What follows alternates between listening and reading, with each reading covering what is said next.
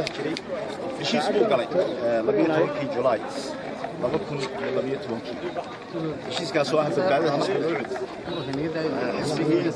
markii la soo saaray ayuun baa la yiri haddana ay howlo kala yimaadeen oo heshiiskii waxba kama jiraano dabcan aad soo kala dhex galay dabciina waa ka ilaa maxkamadda isla yimid horta runtii waa nasiib darro in maxkamadda la isla yimaado ma ahayn in qof walba halkiisa ku joogaaba ay ahayd ku iimaansan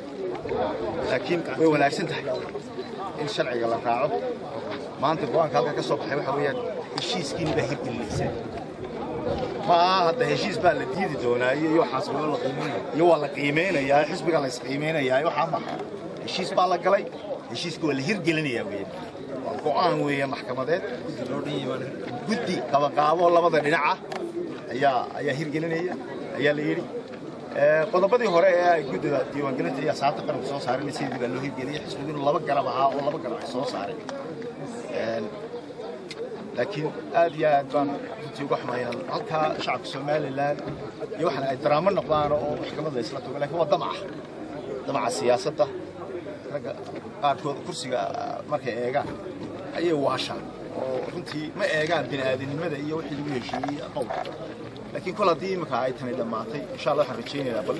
cid walba ay iimaansato anaga amar baan la siiyey amarkaa waa ku fulinaynaa